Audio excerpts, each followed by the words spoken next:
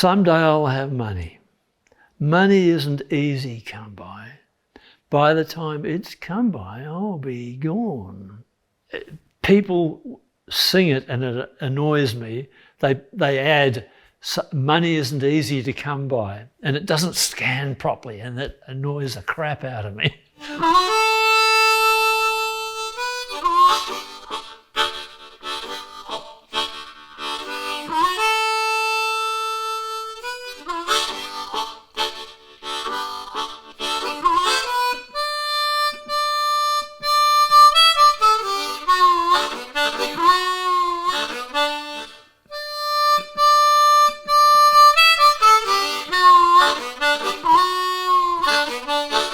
It's a classic.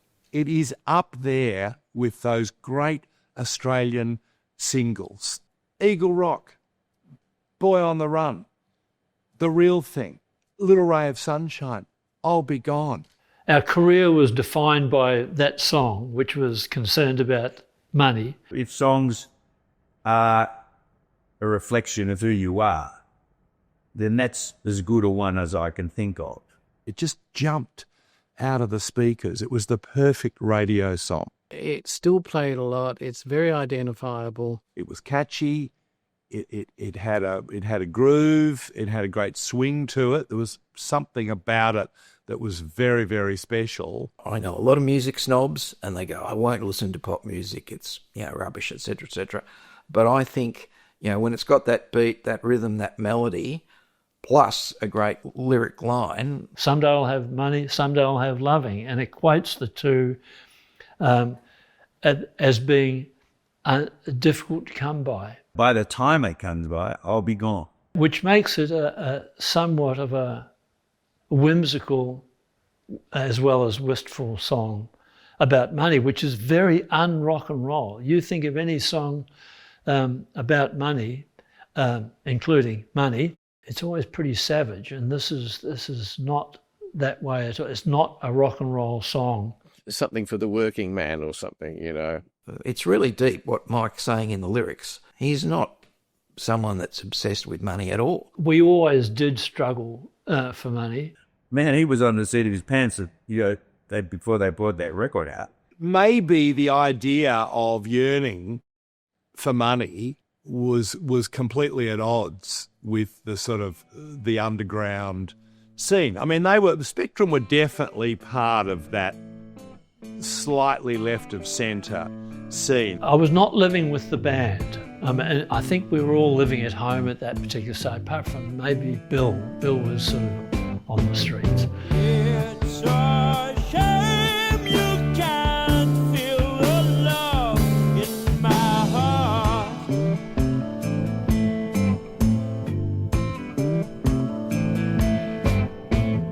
It's a shame. I had a family unit. Lee lived with his parents. Mark lived with his parents. So yeah, we were all homebodies. We weren't really consciously thinking that we were hippies, but yes, we had long hair. It was cool to be a hippie in those days. There was stuff going on in Carlton, in that area in particular, that was communal, was very hippie. We had contact with that, and I understood it, but I wasn't living that particular dream.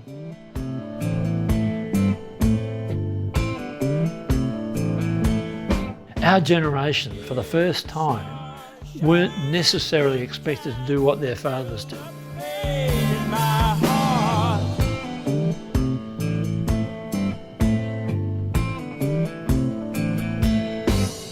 And there was a sense of unlimited horizons in those days. We were so damn lucky because the music scene, nobody knew where it was going, but it was going somewhere, and we were there.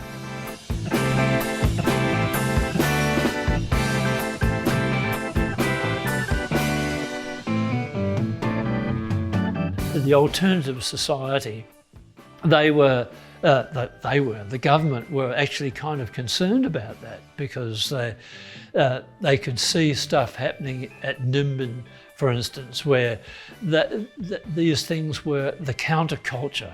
They actually had an inquiry about that, which I spoke at or wrote something for. I can't remember now.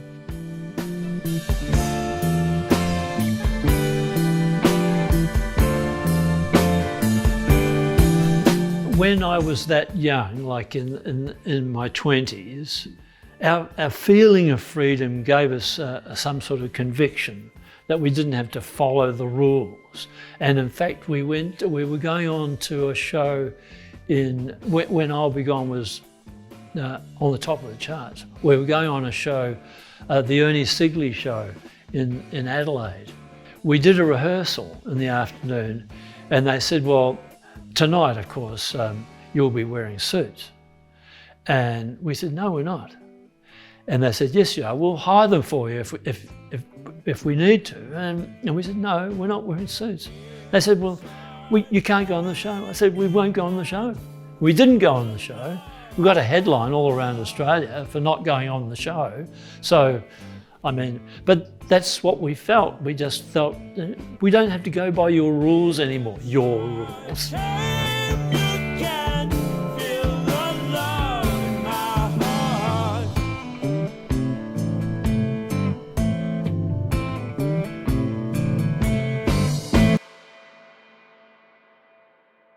Well, before Spectrum did bring out I'll Be Gone, I'd gone to see them play many times, and I really, really liked it.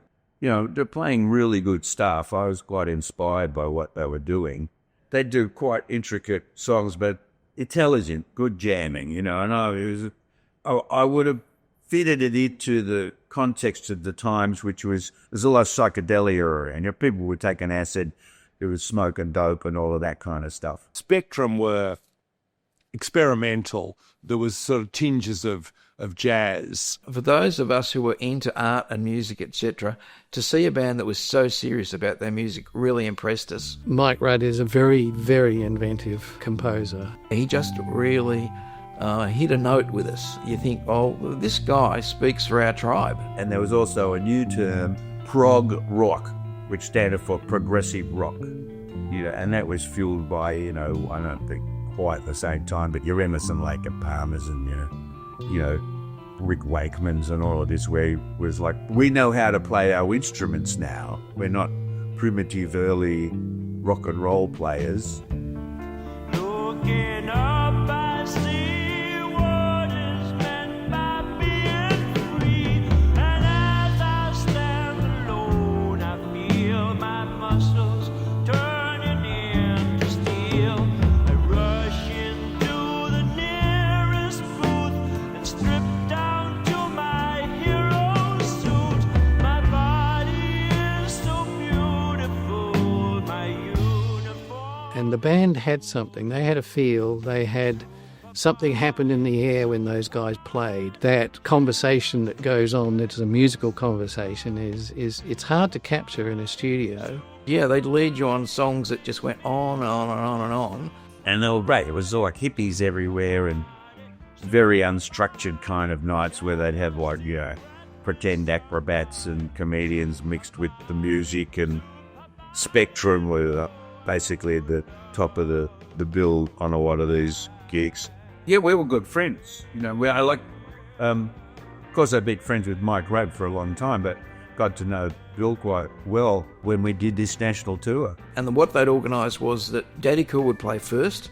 They were very kind of vibrant and sort of really, really boppy, of course, as everyone remembers. Whereas Mike Rudd's Spectrum was kind of very ethereal, and it was kind of like that experience where you sit on the floor and your eyes glaze over and you just got the rhythms. We were hanging out together, we'd have days off, we'd party, you know, drop acid, all kinds of stuff. It was awesome.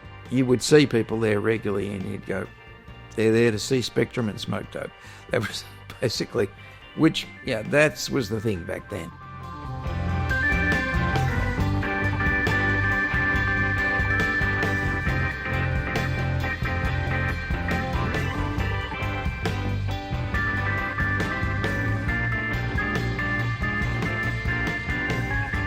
Lee Neal, the late Lee Neal, on the Leslie organ with the rotating speakers was absolutely mesmerising. Mark Kennedy was their drummer at the time, very young, very energetic. I was very impressed with Mark Kennedy. I thought, wow, this guy's a prodigy. And he was like really young, but he was just such a sensational drummer. Bill Putt was once again a very unique bass player. He didn't play the same kind of bass lines that everybody else was. You know, he wasn't sort of a blues or a boogie player. He played very unusual, interesting bass lines. I first saw Bill Putt in company with Mark Kennedy in a band playing in Ormond, I think it was, Ormond Hall. No, not Ormond Hall, but a hall in Ormond. I somehow got in touch with Mark and invited him to my place, and Bill arrived with him. And then so I had two players there, and I was going with Bill. I was going, I don't know whether I need a guitarist. And that's when we swapped over, and he became not only a bassist, but the archetypal bassist, the one that you look at and go, that guy's a bass player.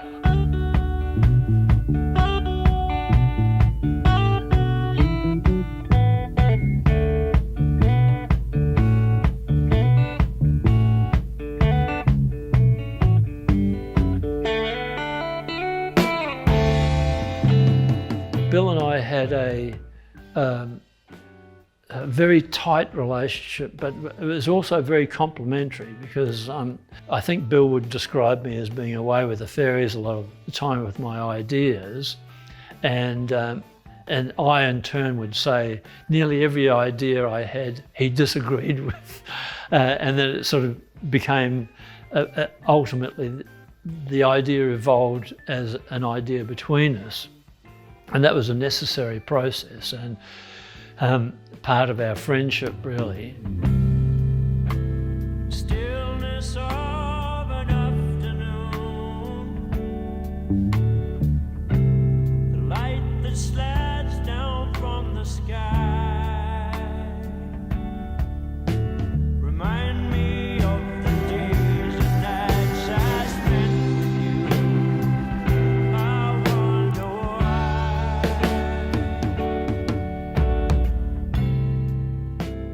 When I was scratching around looking for players, I thought, well, I better start writing a few songs. And the first song that I wrote, I'll Be Gone, Someday I'll Have Money, which we should have called it. We should have called it Someday I'll Have Money. He had been inspired by the Party Machine. Because when we broke up, he said, I'm gonna write my own songs. That was his thing. We've got to write our own music. When you first started writing songs, you sort of try to put in too many ideas into one song. Instead of having a whole lot of ideas in one song, I would like one idea, one song. That's what I heard in I'll Be Gone. One idea, one song. The construction of it's slightly weird, but it's a very simple song.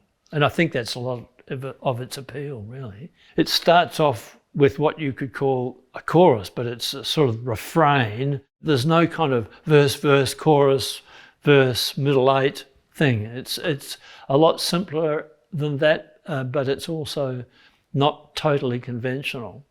I'd like to know what he thinks his influences are that brought him to write that song. There's a faint echo of American writing in there as well. I'll Be Gone was written because I had no money and I could see no way of getting any money.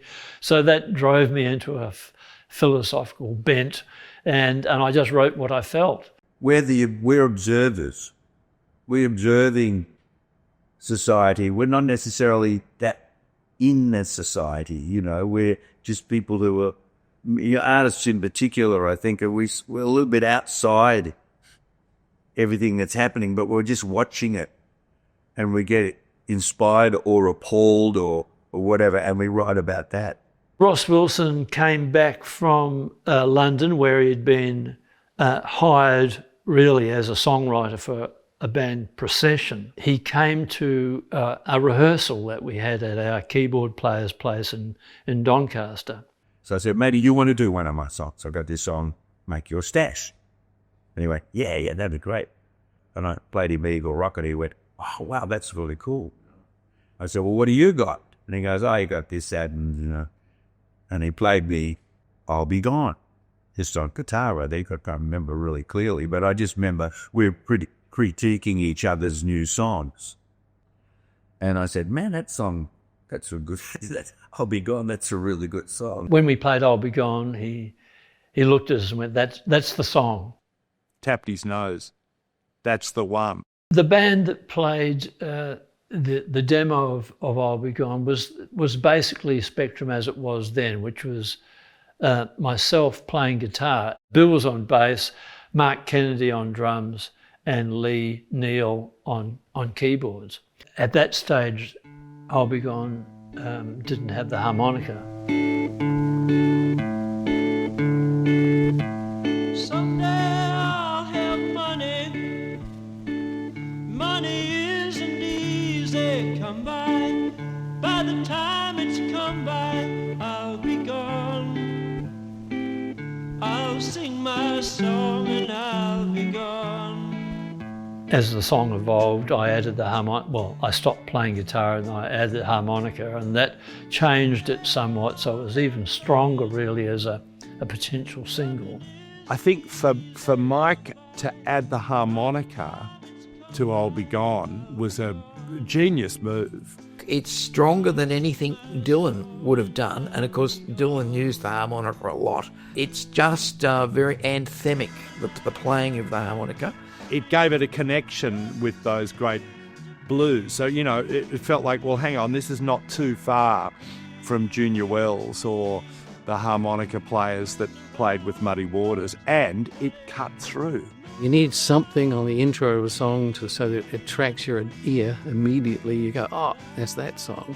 And the harmonica intro on that song does exactly that. If the radio is on in the kitchen or in the backyard or in the car, there's so much other noise. That's the weird thing about radio. You've got to constantly find ways of hitting the listener, reaching the listener while he's, trying to turn right into Bridge Road.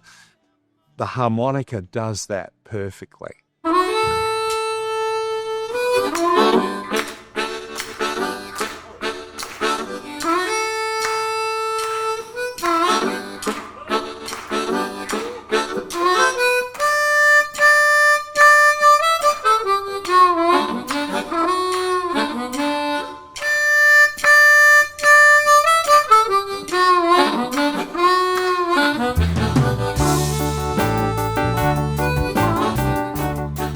So somehow we managed to get into the studio at Armstrong's studio at 100, whatever road it was. It was just an old terrace house, and they gutted it. What used to be the lounge dining room was the studio. You'd walk in, they had the drum kit set up a certain way in a booth. Amps out here, the room was long. And they knocked a hole in the wall, which used to be where the kitchen was, and the kitchen was what was the control room. Very creative atmosphere there, and all things were possible. They did the real thing there. It was like so many hit records that came out of that and started people's careers. It was absolutely like having a jam session in your lounge room, so it was very comfortable. There was no stress of the formal studio, the big studio, and you feel anxious when the red recording light comes on. It wasn't like that at all. And we did the first album, which was Spectrum Part 1. It coincided with a producer coming over, a successful New Zealand producer, Howard Gable, coming over from Auckland and being commissioned by EMI to find talent in Melbourne. When I got them in the studio, John Sayers, who was the recording engineer, I said to him at the time, I said, this is going to be one of the most interesting gigs that we've done for a while.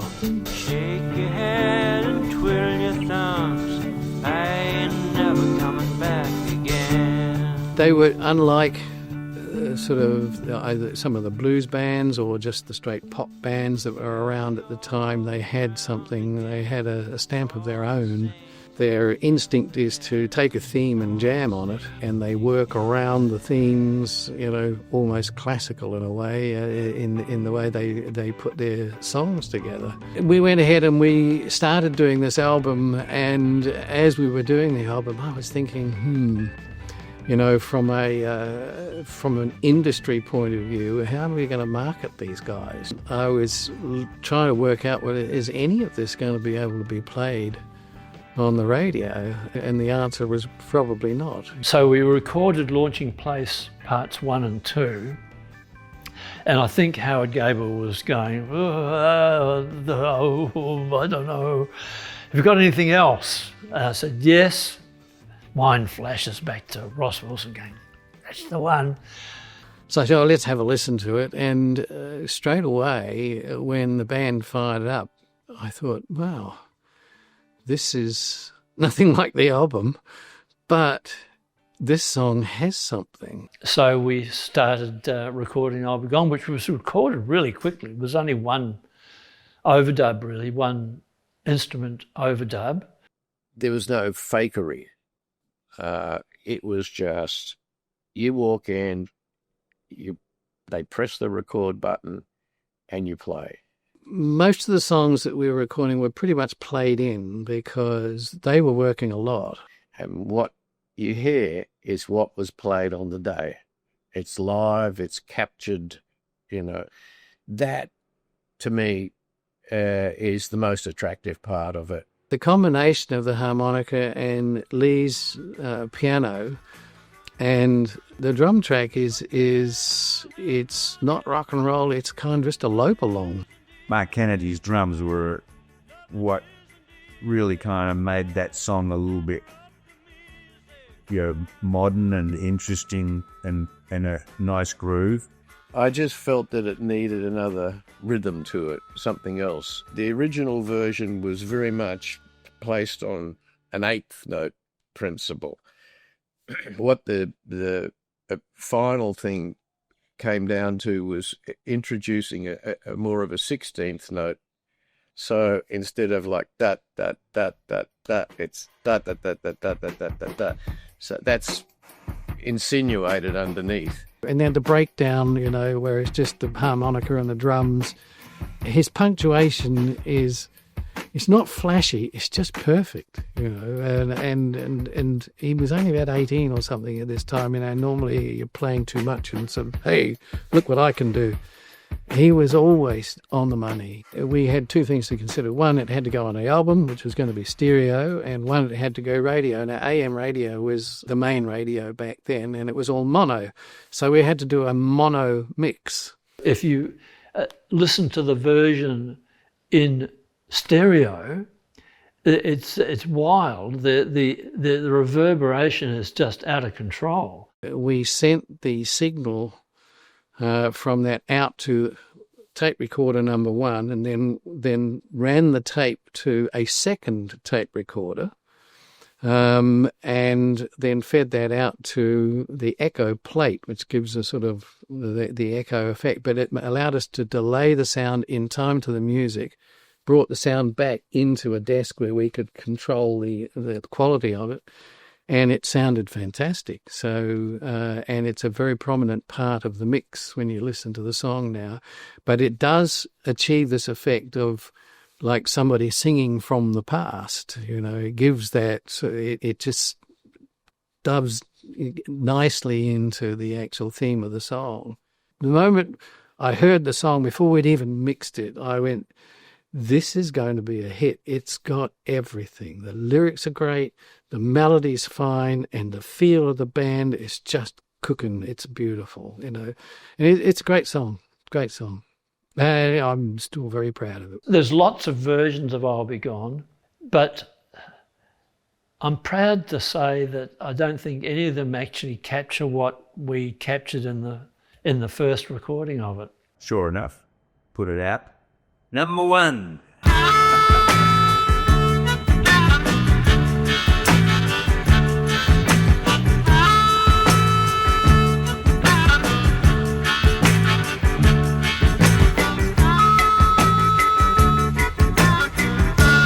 I had believed in the I'll Be Gone as a single.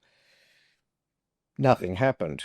It sat round for 6 or 8 months, and then I eventually left the band. Well, about 3 months after that, it took off and went to number one. I'll Be Gone got to number one in May. It took a while for it to get to that point. They couldn't really get on TV, so it was Mike's idea to do a video clip. We didn't really think about it or take that much notice of it until the filmmaker Chris Loughlin made this short film. The clip that Chris Lefane did for us, and he also did a clip for Daddy Cool, helped that enormously. We would have seen that film clip on GTK, which was short for Get to Know, which the ABC had organised for a time slot of, I don't know whether it was 10 to 6 or 10 to 7. It was sort of before the news. There weren't many clips around in those days, and in fact it was a film clip. We were thinking that we might get it played at drive-in movies. We weren't thinking of television at all. Well, it's that thing about, the lonely rock singer who's obviously hasn't made it, and he's wandering down a dusty Australian outback road and looking a little bit hard-pressed, and he's singing this song about, he's never ever going to have any money, and how's he going to get by in life? And having seen so many bands up to that time, you could really feel for him. Someday I'll have money. Money isn't easy to buy. By the time it's come by, I'll be gone. I'll sing my song and I'll be gone.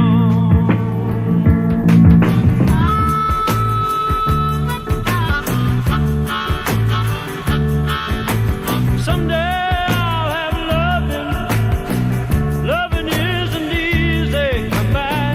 By the time it's come by, I'll be gone. I'll sing my song and I'll be gone. Live the life of luxury doesn't seem to be for me. Be for me. Moved around constantly, moved around and feeling free. That's to me. It happened that we were in Sydney playing at a club called Caesar's Palace. There we were, a harmless psychedelic band from Melbourne, doing our very best. And then we'd finished doing our sound check and we heard the radio and it was playing our song. I'll Be Gone was just a great, great radio song. Airplay was everything in those days. There was no internet, there was none of that. It was either radio or bust. We were delighted to hear it on radio. We'd been around, but we didn't have anything that was breaking the surface until I'll Be Gone. Music has a shelf life of about 10 days. It's more perishable than food, so you had to get the vinyl into the shops, they're ready to be sold, get the promotional campaign going, and then you had to capture that impulse buy within that 10-day period. It's a huge logistical problem to take that music from what we've done in our comfortable session in the studio and having a good time making good music. There's a whole industrial sort of aspect that follows on to get that out onto the market. Money isn't easy to buy. Loving isn't easy to buy. Neither of them easy to buy.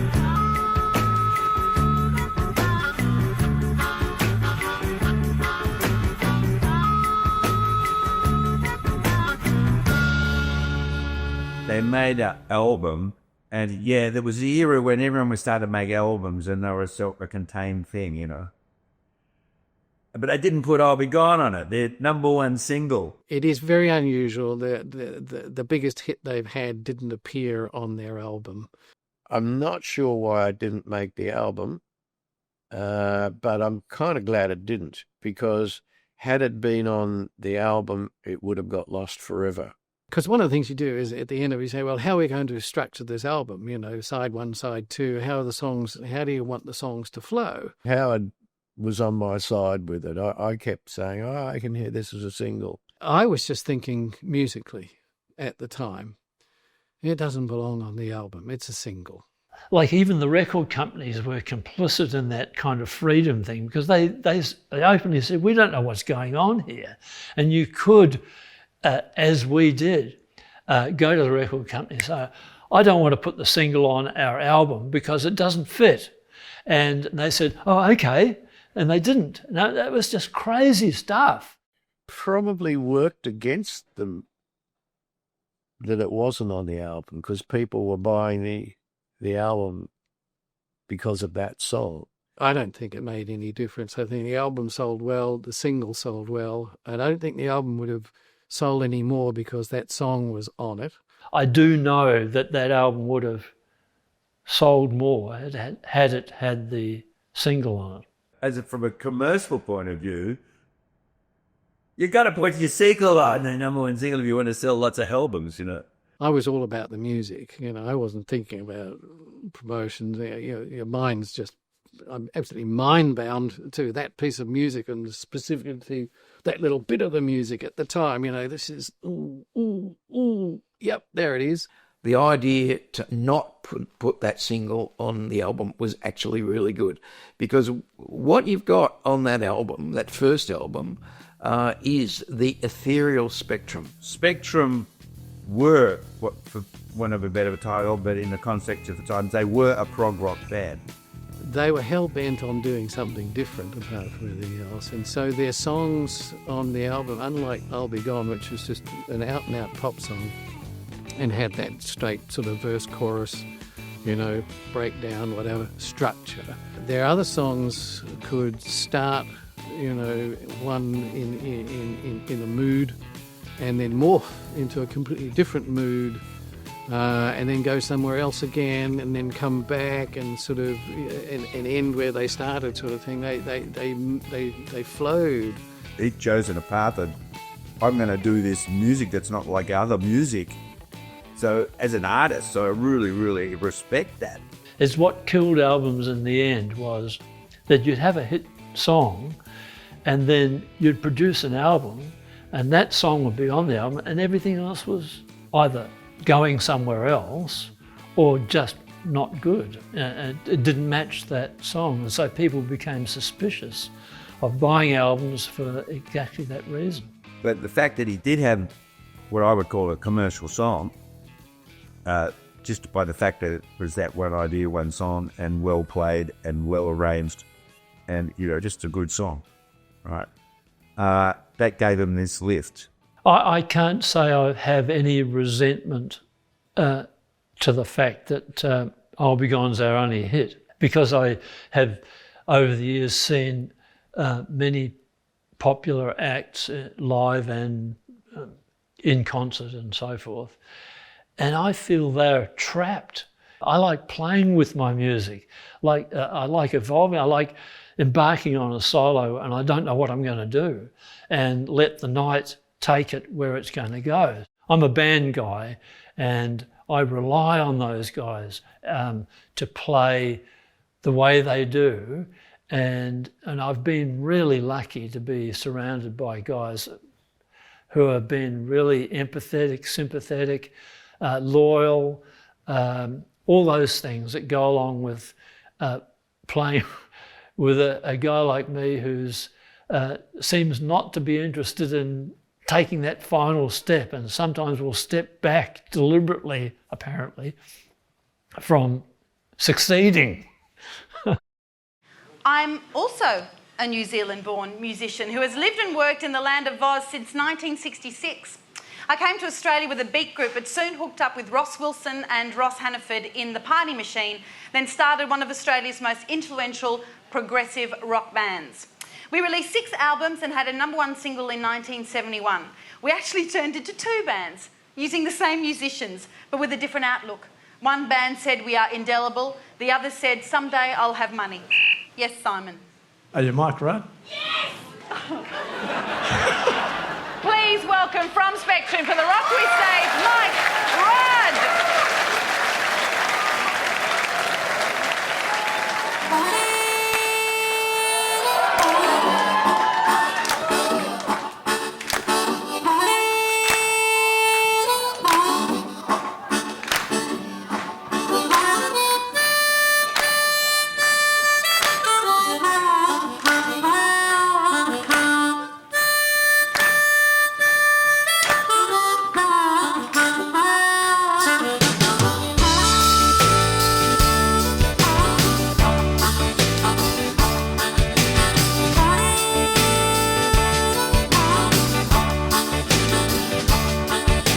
Someday I'll have money. Money isn't easy to come by. By the time it's come by, I'll be gone. I'll sing my song and I'll be gone. We were well known for most of our career, and yet we never received a real financial reward for it. You know, it was always, well, probably because of some of the decisions I made. Money was never the main motivator. It was about, I guess, just leaving a trail of good work behind me. We did something, and look what happened. All those people have enjoyed it for all those years. I mean, it's a really nice thing to sort of live with. I think the reason those songs are still around is that we got caught at the right time. We never thought about this might be a historical sort of piece of Aussie pop music, which it definitely is. I'm sure they come up to Mike, they say, I heard that song, and every time I think of that, I'm back where I was. Actually, I heard it on the radio yesterday. Whenever he leaves this planet, that song is still going to be here. I don't know about proud, because, you know, there are definitions of achievement, and I don't fit many of those. We never got to that point where we could make any decisions based on having too much money. And money never changed us because we never really got it. We only got the change.